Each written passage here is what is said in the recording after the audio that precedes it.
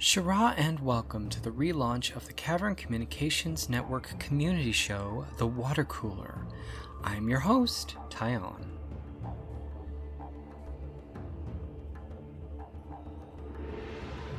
CCN is delighted to begin bringing you interviews around the WaterCooler with members of the Moolah community, or just Myst fans in general. Uru is in a time of rebirth, and it's time we brought to light those who are making that a reality. Our first guest on the roster is Patrick Dulebohn, or as you may know him, Doobes. Doobes has already made quite the footprint in the Cavern.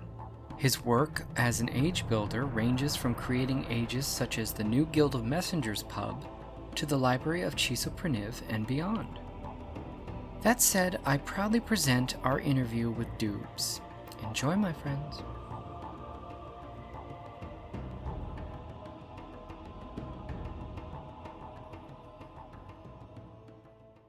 Hello, everybody, and welcome back to the show. I am speaking today with a guy you may recognize, Mr. Doobes. Welcome to the show. Thank you for having me.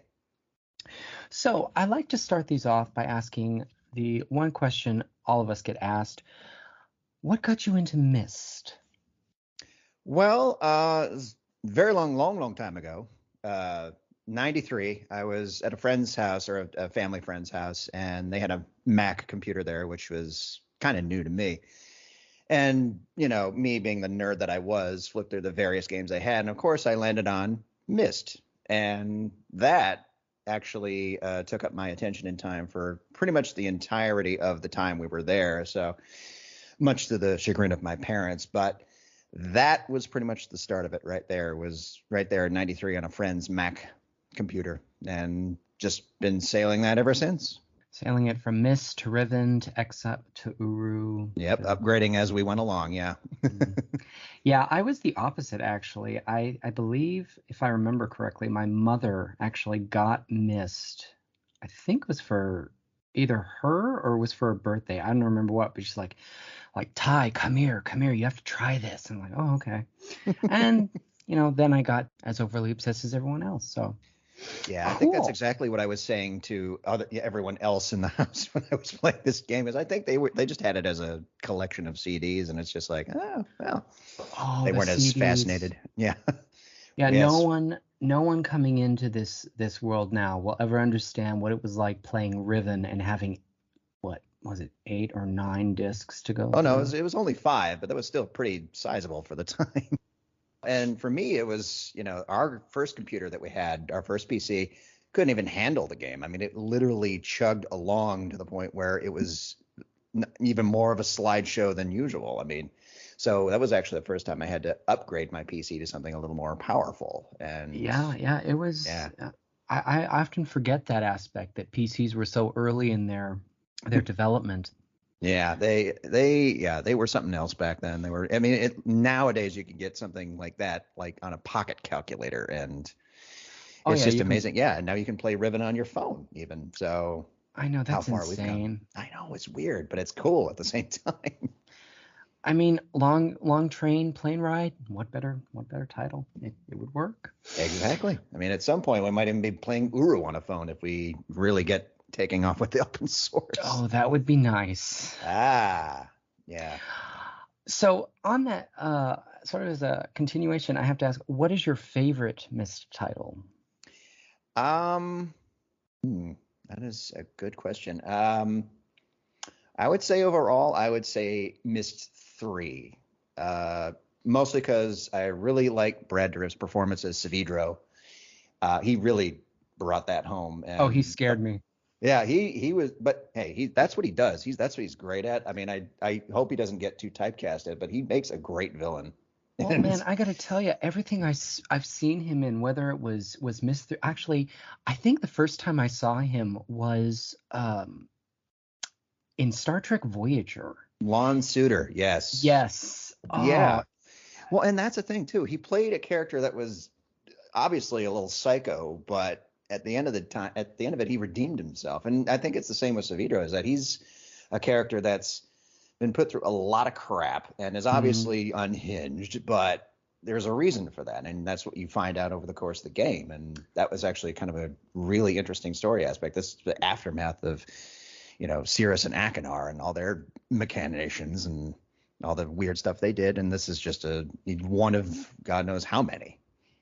I know. I mean, that I would agree with you. That's probably the best Myst game in my opinion. I've had this discussion with another Uruite Dratmyth, and he and I kind of just laugh at the fact that this is the best one in our opinion, and it wasn't even made by science.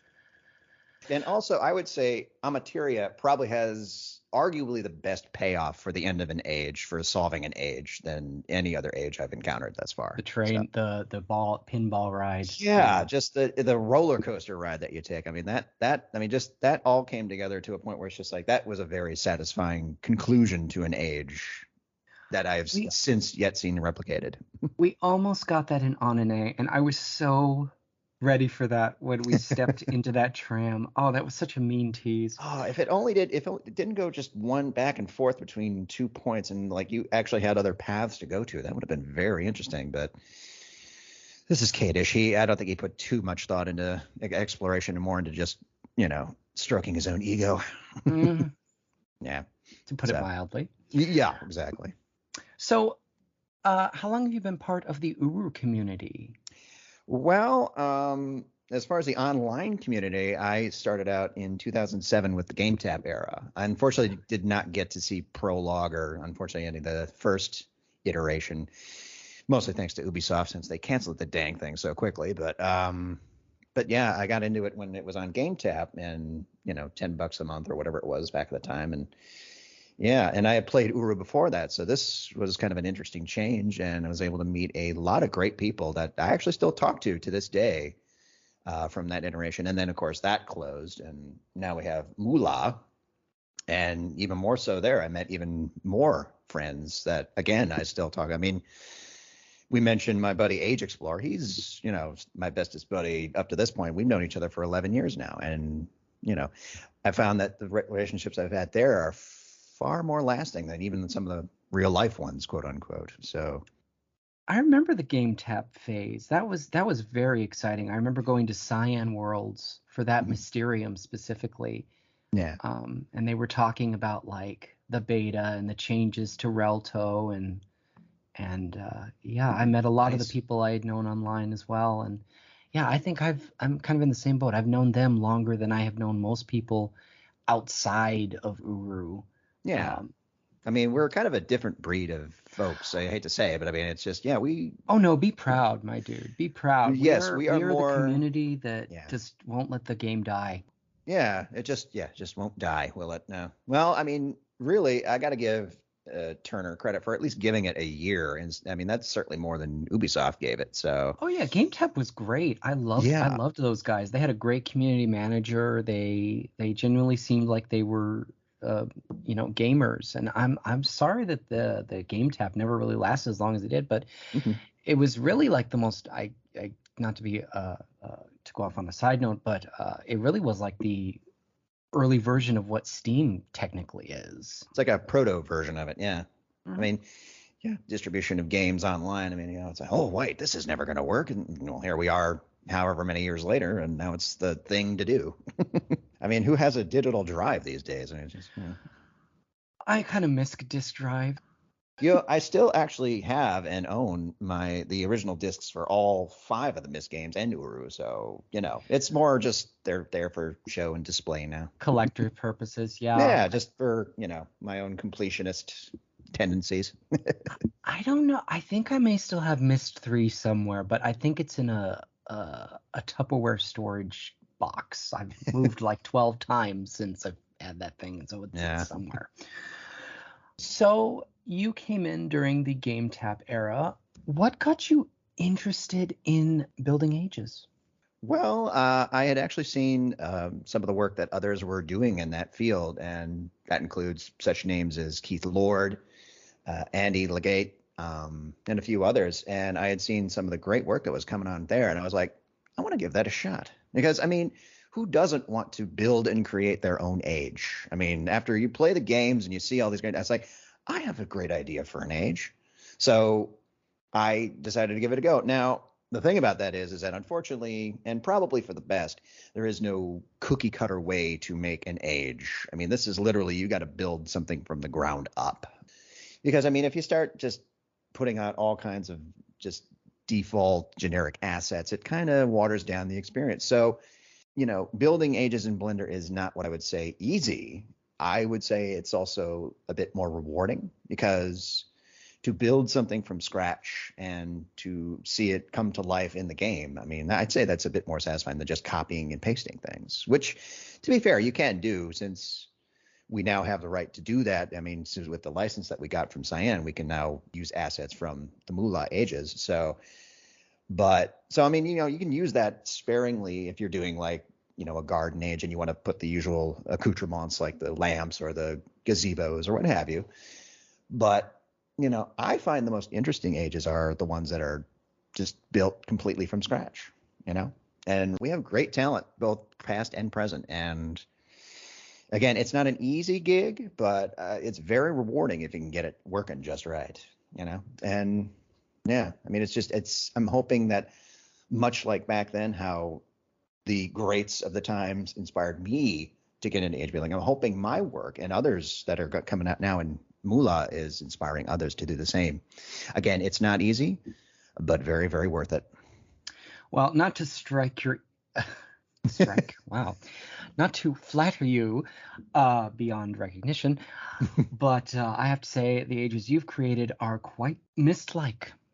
So you've definitely got the vibe going on. Well, I do appreciate that. Again, most of the time I look at things and I go, does this kind of, especially if I'm doing like a cavern location or something, which I do have at least one coming up, I look and say, does this fit? I mean, does this, and this is something that all of our testers ask too, is like, does this fit the general feel of Denis and what they would build or what they would have? And, I mean, is it too surfacey? I mean, unless we're doing an actual surface location, is this too surface orientated? Is this, and just basically you got to make it somewhat familiar, but otherworldly still, and at the same time, it also gives you freedom to try something new. I mean, it doesn't necessarily have to be a Denis age that you're making. You could just find an age that was just barely explored by the Denis and has a completely other, civilization that built up. That's actually what I did with Chiso Preniv. I actually built a backstory with a native population that actually had a bit of conflict with the Denis, which is why the library was eventually abandoned. So, and eventually, hopefully, if I can get the time and energy, there'll be an expansion where you'll be able to go outside and kind of see yourself amongst where this tribe of people used to live before they moved on, and it'll be something non-Denis, it'll be something new, hopefully, and but it gives you a bit of creative freedom that way if you just kind of open it up a bit. I'm glad you said that. I have been very curious about the outside of that age, because you walk up to the window and you get a little bit of a glimpse, but you really can't tell what's out there. Hey, if Cyan was good at anything with their ages, it was, especially their Uru ages, it was teasing the future, which is exactly what I want to do too, because it's something that captures the imagination. It keeps people involved. It keeps people talking, I mean, I'll say, the next quarter, the next update that's coming up next quarter, there is going to be an expansion to Chiso. It's not going to be outside, but it is going to be that alluded to and elusive secret door that leads downstairs to what should be a very nice expansion of some of the living story that we're planning on doing. So think of it like the Dakota Alley rooftop, where you had all that DRC, various stuff that you could read and look at, and their little working area. It's going to be similar to that. So very cool. Very nice. You're not going to have glowing shells suddenly appear out of nowhere, are you? No. No, unfortunately, I don't want Chiso to get too interesting, because again, it is supposed to be a hub for other people's work, other people's ages, and I'd rather people kind of say, oh, hey, nice library, and then go to the other folks' work, which, I want to be the focus. But at the same time, since it is kind of the nexus point between Cyan content and fan content, kind of want it to be more like an introduction to what to expect with this new restoration. So Yeah, how does that feel, knowing that your age is basically the housing for a lot of other Well, I content? try to be humble about it. It's really, really cool though, because and again, we got so many great people bringing such great content to bear and to also to put in on their desks, which again, I offered to a few folks to claim to kind of put their stamp in the age and also to try to introduce some of their story content. But yeah, because originally we were supposed to have a fan nexus, which again would have been as simple as anything, but unfortunately, wiring something like that is incredibly time consuming but if I recall correctly, I think Keith Lord, our friend Tweak, he was actually working on finishing up the modeling end of that. But as you know, Tweak is a brilliant artist, and he is very particular about when he releases stuff, which is fine because his stuff is, dare I say, almost second to none. I mean, it's what got me into age building is seeing some of his work. So, and I am just itching to get some of his stuff into Chiso so that people can experience it. Because the thing of it is that, I mean, as many as we advertise the shards and everything else that people can visit, a lot of people, their only experience with Uru and Mist Online is through Moolah. So that's why when we release an age through there, that's why it seems to get much more traction. I mean, plus, it's just the main shard, quote unquote. I mean, it's Cyan's official shard, but at the same time, you also have other shards like Gen Shard who have the Huru code base, which, well, let's be honest, is leaps and bounds ahead of what's currently on Moolah. And that is due to the extraordinarily large amount of work over several years of the Huru team and all that they've done to that. So, I mean, I like to see it as Moolah is where Uru is now, but shards like Gen Shard and anything Huru derived is where it could be. And it's just a matter of getting those fixes in there eventually to really, yeah. And then also on that front too, I should also note that where they're also working on a native Mac client, which means no more wrappers and no more having to futz with all kinds of things in order to get it to work on your Mac. You'd basically download it, run it, and that's good to go. And that's because of the open Huru development team. I mean, it's one gentleman by the name of Mac Code Monkey, and it's an apt title because he has been making huge strides in getting a native Mac client to work. So you'll most likely, given the fact that they are farther ahead, you're most likely to see a native Mac client on Gen Shard before you do Moolah, which is unfortunate, but we're going to get there, hopefully. The day they announced that everything was going open source, I remember everyone just like an uproar of hoorah, we could finally play with this stuff. Well, and then in recent years too, and this is actually how we were able to get fan content in at all, was when they opened up the asset license so that we could modify all the content.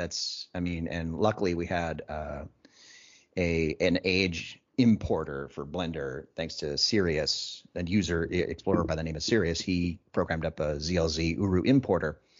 So we were able to take in the ages and get them converted and have them as exported in Corman, which is the active developed plugin to export those now. So, I mean, a lot of factors came together, but that was actually the big thing that helped really facilitate fan content is Cyan opening all that up for us. So yeah, because prior to that, it was tooth and nail. Well, we had before that we would have to do something like add a new PRP file, which is and then modify other stuff. So, but this now has said that now you can just basically take all that stuff, modify it, and do what you will. Yeah. So it's great. I mean, I remember tinkering with exporting. It was a pain, but oh boy, were you excited when it worked. So I know, right? Well, I mean, leading up to that asset license the steps leading up to it left a little to be desired because it did kind of anger some people when they revoked the intangibles rights. But then again, eventually they released those too. So yeah, water under the bridge. But yeah, and as to the intangible stuff too, that is actually what's going to allow us to expand Descent. So that will hopefully start helping us expand on that a little bit. But unfortunately, since it's such a huge, we don't want to just make it like, oh, hey, you fade to black and all of a sudden, oh, hey, you're in Denis.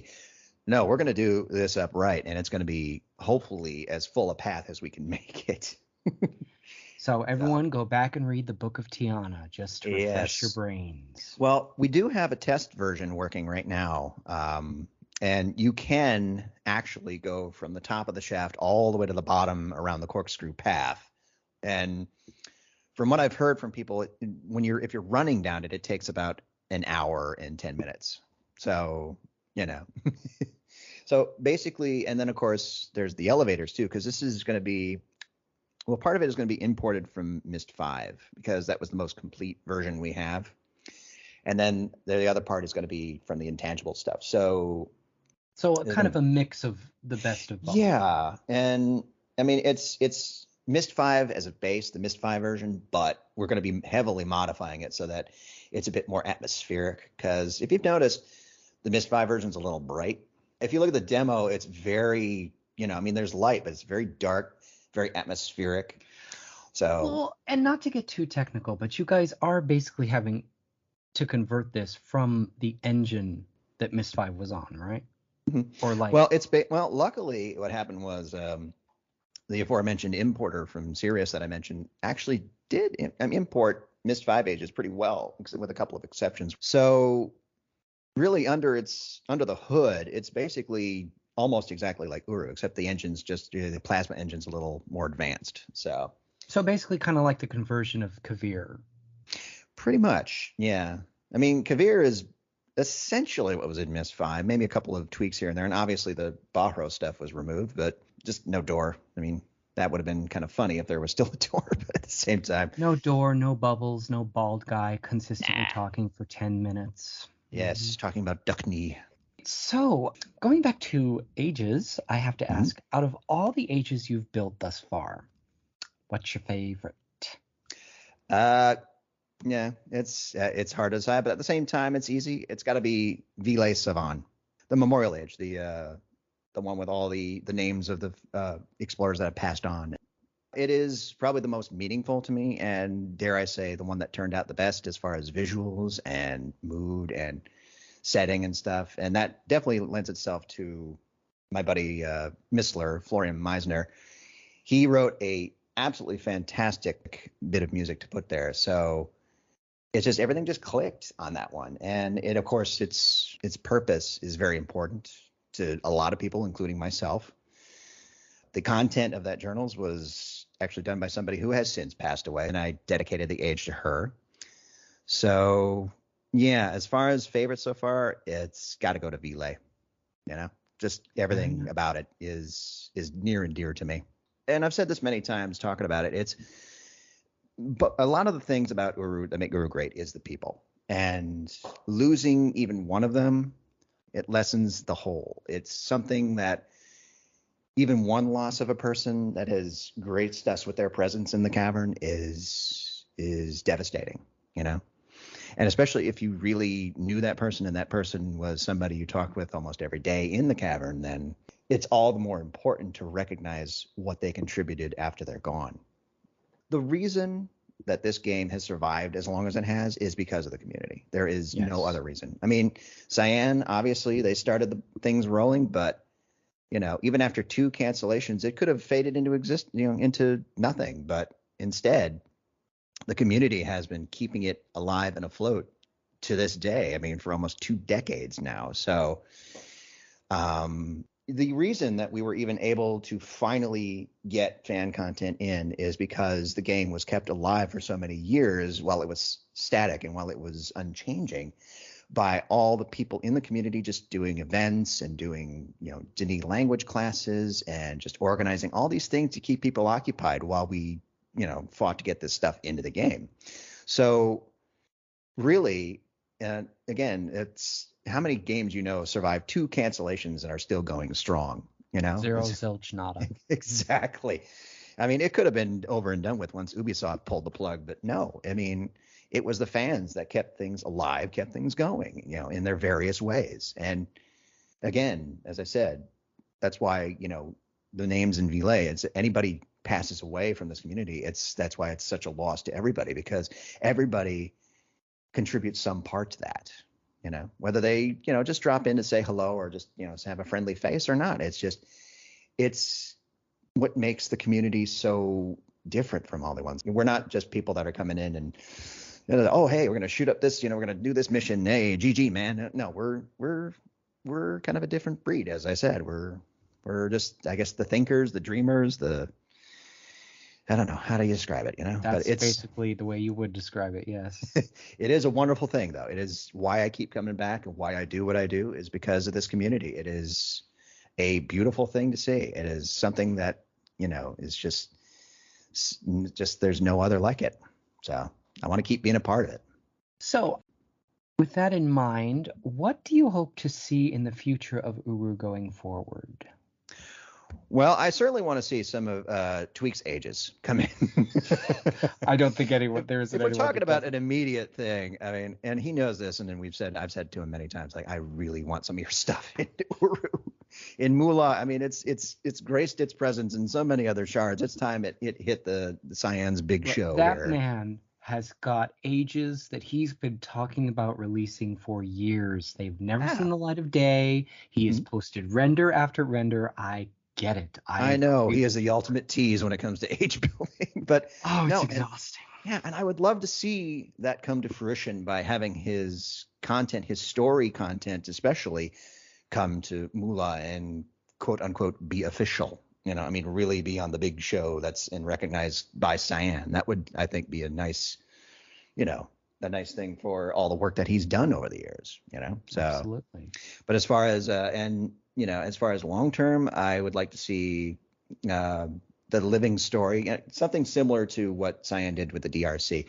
And we're trying to come up with something like that too. It's just an ongoing living story where, you'll see these names, these faces, and you'll automatically know that something story-wise is going to pop up, like, Engberg or Laxman, they come into the Cavern way back in the day. You knew they were going to have some stuff for you. So, you'll be in a random hood and suddenly Kate Alexander will just link in. You're like, oh, hello.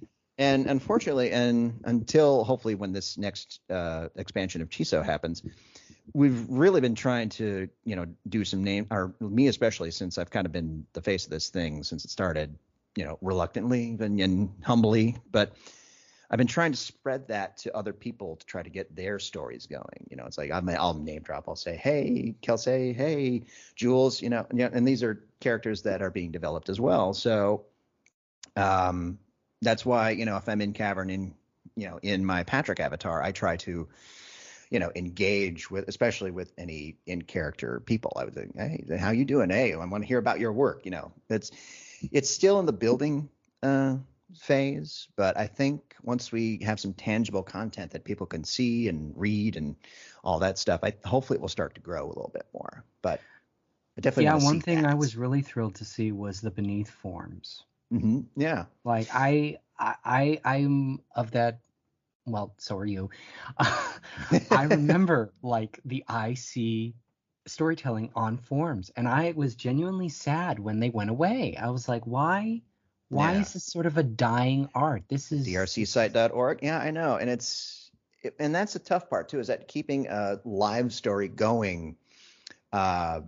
Unfortunately, when it comes to getting that story out, a lot of people really only know what they know either through hearsay or through just, if they experience in the Cavern, that's one thing, but getting that out to other people who weren't there is a little bit tougher because, you could post it anywhere and everywhere you want, but unfortunately, a lot of people, their only source of the information is coming from the game itself. So exactly, and we can only go so far with like journals. And I know Hoikus is actually working on something for the key that will allow it to be able to have clickable links to web pages. So there's that. So that might help a little bit. I mean, again, it's basically just trying to get the word out. And I'm thinking once there's more in-game content for people to sink their teeth into, hopefully that will start to form up a picture. Because we do have a storytelling group now, and they're chomping at the bit to really put their mark on this thing. And it's fantastic to see. But it is tough to just get started first, it's to get that going. So again, hopefully the tangible, age content that will kind of mention and solidify their characters will hopefully help that start that off so that they can take it and run with it, So. Yeah. And balance that with everything else going on. Yeah, exactly. I mean, one of the things I loved about Game Tap is that it's before the episodes, is you never knew what was going to appear or who was going to appear, if they're going to drop in and have a little chat, that kind of thing. It was nice. I mean, I'd like to get back to that feeling again, but we still need to grow a little bit more. So yeah, there's really something to be said for just, I can't think of the right word, so I'm just going to say sporadic storytelling. I remember watching like the Uru Live videos with Rand, and he said like every day something could happen. Every day you'll log in and there'll be something different going on, and there was always something going on. It didn't necessarily have to be like age building or something. You'd have people having a discussion or theorizing like, okay, so what is the real meaning behind the journey cloths? What exactly are we doing with the pillars? Why is the DRC so reluctant to work or listen to Yisha? Or why can't we go into this area of the city? There's really no reason not to. That kind of thing. It was great. Absolutely. And unfortunately we can't do too much with existing canon because Cyan has given us the rule that things can only be alluded to, but we can't make any major changes with it. So that's why when the new content came in, the new fan content, I was like, the DRC is just in a consulting capacity, and which is just true of Cyan too. So, but I couldn't say, hey, they're going to be here, they're going to pop in, hey, this guy's working with us. It's like, we got to keep it vague, basically. But don't you think that's a good thing though? Like, I mean, I'm all for connecting the dots and things, but I'd rather see people tell their own stories, because like, okay, the DRC's gone. Well, frankly, good. Never liked him. And it just feels more natural that like, okay, they're gone. Great. We can finally do what we want to do. The community has control over the Dini city. And that's why my in-character persona has made it a point to say we are going to be more transparent than the DRC. We're not going to, close something up. If we close something up, then we'll give you a reason why. And, canonically, we accept that Yisha was in the cavern and did what she did, and that it's still affecting us all today. That's why we all have Relto books. So, obviously we say, well, we don't know how this all works. Just, basically be careful out there. But, we're definitely going to be a little bit more open and transparent than the DRC. And I'm hoping that, again, that's going to be the same thing as, out of character too. We're going to be doing the same thing. That's why, you see previous screenshots and, we tease things at the all guilds meeting and such. So, and that's because it's, in character and out of character, we want to be more transparent, since we can, Yeah, we don't have to. That'll definitely build community trust and growth, in my opinion. I think, exactly. And draw more people. And it also just drums up some excitement for the thing too. If you see what's coming and what may be on the horizon, and it also helps donate to the CavCon too. Which again, if you guys can spare some money, I'd say please just throw a couple bucks their way. Keeps the doors growing strong, open. People. It's beautiful to see. It is, and you got to remember, yep. It's got a good reserve now, but it never hurts to keep that even more healthy because. Again, as we test these things, that's when they're going to start to draw out of it a little bit, and then, good to replenish every once in a while. But yeah, I got to give you guys credit. You guys have been absolutely fantastic at donating to that. So thank you for that.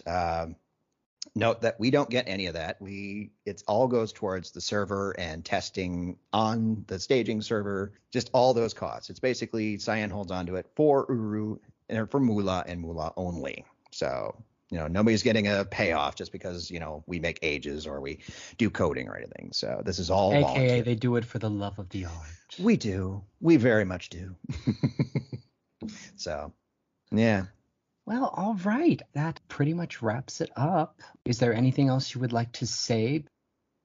Yep. I just want to thank all of you guys again for all of the support you have given us all over the years. I know it took us a while to get us some fan content, but now that we have it, your response has been absolutely fantastic, and I could not be more humbled and more happy that you like what we're doing And it's just thank you. Thank you very much for just being who you are and being the fans, the faithful fans that you are, because this is why we do it. That's why we do what we do. All right. Well, thank you for coming on the show, Doobes. It's been a pleasure to speak with you. Thank you for having me. And with that, we conclude. I would again like to give a big thank you to Doobes for taking the time to sit down with us.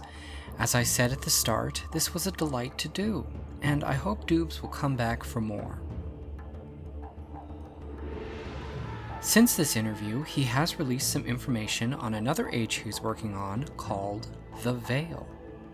If you'd like to keep up with him, you can follow him on his Facebook page, The Ages of Doobes, which has been linked in the show notes. Until next time, my friends, Sharab Shem Tea.